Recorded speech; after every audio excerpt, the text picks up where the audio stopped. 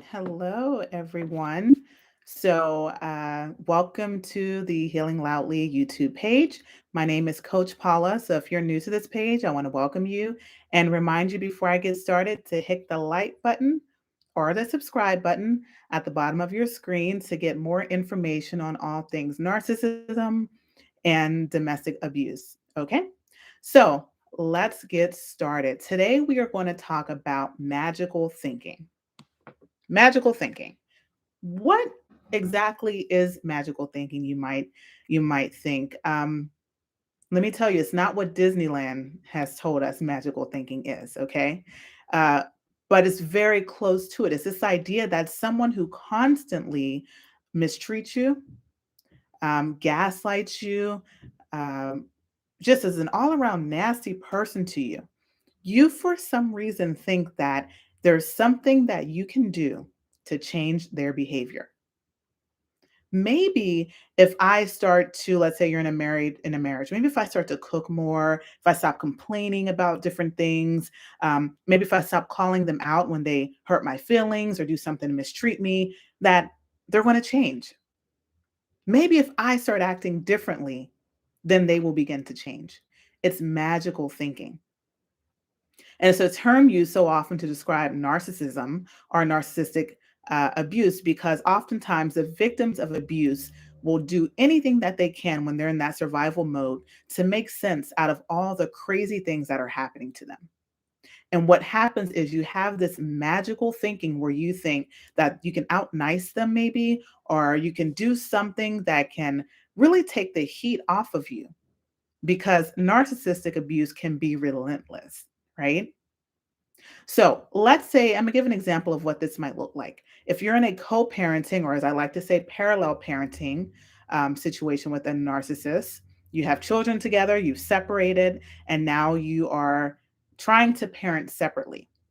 You might think maybe now, because especially if you went through a custody battle, which you probably did, or they made it very difficult for you to leave or to divorce, and kind of racked up the charges, you start to think maybe they're actually going to follow the court order. Just maybe when it's their turn to get the your daughter, your son, your child, that they are going to show up on time. Oftentimes in the court order, you'll have 6 p.m. To 6 p.m. Friday through Sunday, and you have a scheduled whatever your schedule may be.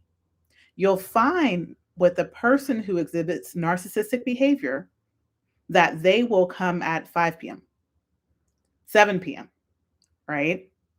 Maybe they'll try to come a different day. They'll do whatever they can not to follow the rules because they just don't like to follow rules, right?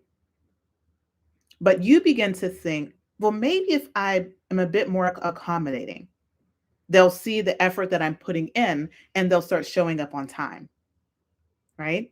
Maybe if I remind them of the time that they need to pick up our child, they'll actually show up on time, or even they'll show up because a lot of times they won't even come, right? Many people will tell me that, and I've experienced this as well myself. Um, it's almost like they don't want to have a relationship with their child, right? But you think maybe it's just me, but unfortunately, a lot of times it trickles down to the child. And what you need to do in moments like this, that's just one example. There are many examples I can give. But in moments like this, it is important that you have what is called radical acceptance. Radical acceptance. And what that means is you recognize things for what it is, you acknowledge the person for who they are, and you accept it. This person is not going to change. This person has not changed in the years I've known them. So it's time that I stop thinking that overnight magically something is going to happen and they're going to respect me. They're going to treat me differently. They're going to listen to me when I tell them I don't like when they do something or something hurts my feelings. That is radical acceptance, acknowledging that they are who they are and it's not going to change. There's nothing that you can do to change their behavior. That is what you call radical acceptance. Oftentimes, I'll also hear people say, well, this person is a parent of mine. This is my sister. This is my close family member. Family is supposed to stick together. You're not supposed to treat family like that, right? Radical acceptance will allow you to understand that yes, this is my sister, yes, this is my father, my mother, but they do not serve a purpose at this moment in my life because every time I'm around them, it's chaos, negativity, bad energy. You don't need that, right? And when you have that magical thinking of, well, maybe one day my mother will actually behave as a mother. Maybe one day my father will be nurturing and caring, right? That's magical thinking. And oftentimes we end up disappointed. We end up disappointed, heartbroken, upset because we don't understand what it was that will allow them to treat you the way that they're treating you. And because we cannot wrap our minds around how we're being treated, our brain goes into survival mode and starts to justify why you're receiving that behavior or that treatment. What you want to do is do away with radical thinking.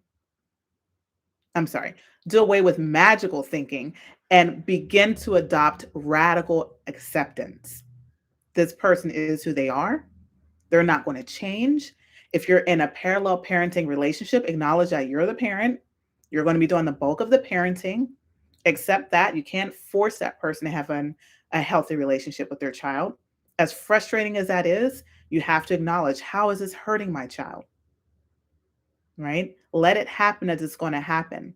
But it's not your responsibility to jump in and to go above and beyond because someone else is lacking. So, this is a very short video. I wanted to come on and talk about magical thinking because a lot of times what that does is that fuels gaslighting and it keeps us disappointed and hurt. If you've ever experienced magical thinking, if you want to know more about radical acceptance, look in the comments below. I have information on the Healing Loudly 30-day course coming up this month. We are in Domestic Violence Awareness Month. So, in honor of that month, we are having a course on healing. It's the Healing Loudly 30-day course. I already have two people registered, and I only have two spots available. We keep it small and intimate. So, if you're interested, you want to know more about healing, and you want to move forward in your healing process, do not delay and sign up. If any of these terms sound familiar to you, if you experience them and you want nothing more but than to figure out how to heal from them, then let's chat. All right. So thank you guys all for tuning in. I hope you have a great rest of your week and continue to heal loudly.